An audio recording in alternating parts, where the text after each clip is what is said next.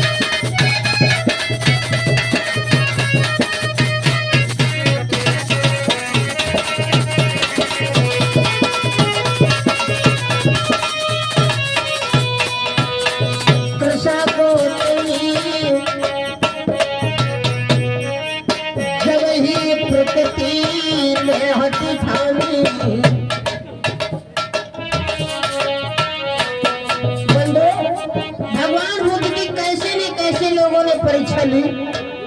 एक प्रकृति नाम की नारी जो थी वो भगवान बुद्ध के शिष्य जो आनंद थे उसके दीवानी हो गई। कैसे बंधु, जब ही प्रकृति ने हटी ठानी,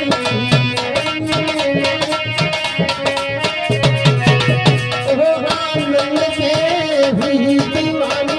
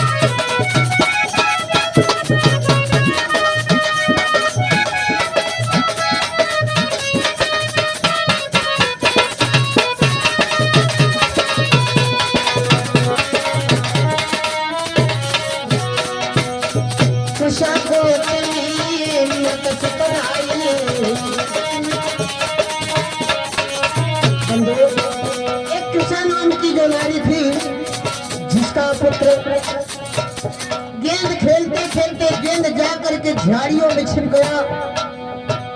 गेंद को उठाने के लिए वो पुत्र आगे को कदम बढ़ाता है तो उसको देखते हैं उस पुत्र के एक सर्प ने डंक मार दिया। सर्प ने जब डस खाया उस पुत्र की मृत्यु हो जाती है। उस पुत्र को ले जाती है अपने छाती से लिपटा करके। कृष्णा गौतमी अपने पुत्र को छाती में लिपटाए हुए भगवान बुद्ध के पास में जाती। लोगों ने कहा कि तुम्हारे पुत्र को भगवान बुद्ध जीवित कर देंगे। आज उस पुत्र को ले करके भगवान बुद्ध के पास में गई और कहने लगे, हे बुद्ध, हमारे पुत्र को आप जीवित कर दो। भगवान बुद्ध ने ये तो कहा था कि जो संसार में आया है उसको एक दिन जाना पड़ेगा। बुढ़ापा मृत्यु सत्य है, बाकी सब झूठ है। भगवान बुद्ध कहते हैं कि तुम्हारे पुत्र को तो जीवित कर दूंगा,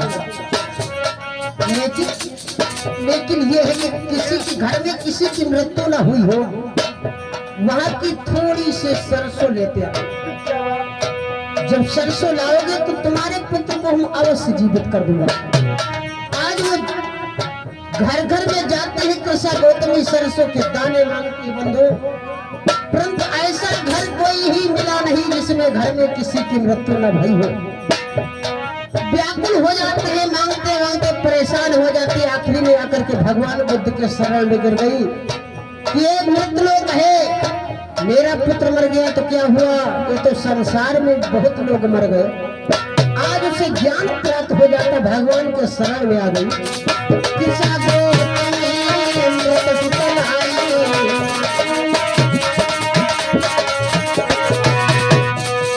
भगवान को दृश्य बचन सुनाई,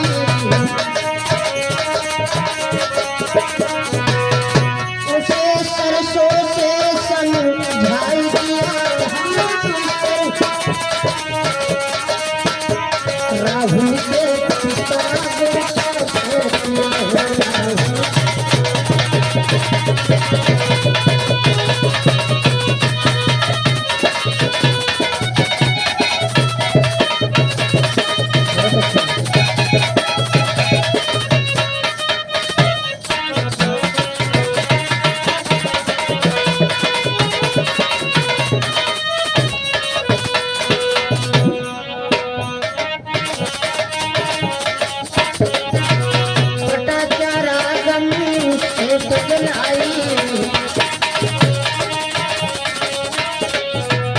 पटाचारा नाम की नारी थी जो एक सेठ सुलोचन की लाडली थी। सेठ सुलोचन के वहां एक नौकर हुआ करता था जिसका नाम सुधाकर था। फूल लेकर के बाग से कुमारी जाया करता था सेठ सुलोचन के वहां। ऐसा वो दोनों में हित हो गया, प्रेम हो गया कि आज सुधाकर के साथ में वो पटाचारा चली गई। और जब पटाचारा रहने लगी सुधाकर प्रेमी के साथ में, तो कुछ दिन के बाद एक सुंदर सा बालक का जन्म हुआ। उसके बाद फिर धीरे धीरे समय बीत गया, फिर एक दूसरा बालक का जन्म होता है। वो बालक का जन्म कहाँ पे होता बंधु, जब पटाचारा यह कह रही थी कि बहुत दिन हो गए, काफी दिन हो गए मैंने अपने पीहर को नहीं गई, तो पीहर को जा रही थी। उसी समय पर एक छोटा सा बालक रास्ते में, काफी घना जंगल था, उसी में जन्म देती है पटाचारा एक दूसरे बालक को। दूसरे बालक को जब जन्म देती है तो उसमें ठंडक लग रही थी, बारिश हो रही थी। प्रेमी सुधाकर को भेजा था कि मुझे तपवाने के लिए थोड़ा सा कहीं से फूस या कोई वस्तु जलाने के लिए ले आओ। प्रेमी सुधाकर ने हाथ में फरसा लिया, काटने के लिए जाता था तो उसने एक सर्प बैठा था, उस सर्प ने डंक मार दिया प्रेमी सुधाकर के। आज प्रेमी सुधाकर की जो मृत्यु हो जाती है तो पटाचारा बहुत परेशान हो जाता है।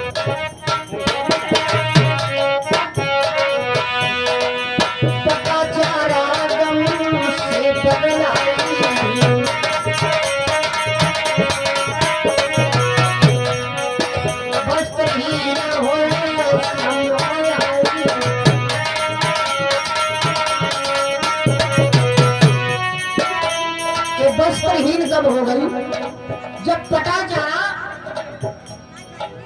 के पति की मृत्यु हो जाती है तो पटाचारा बहुत व्याकुल है। पटाचारा वो दोनों बच्चे को गोद में उठाती है, एक बच्चे की उंगली पकड़ती है और छोटे वाले बालक को गोद में ले लेती है। रास्ते में एक नदी पड़ रही थी, नदी से उस पार जाना था। पटाचारा ने एक छोटे वाले बालक को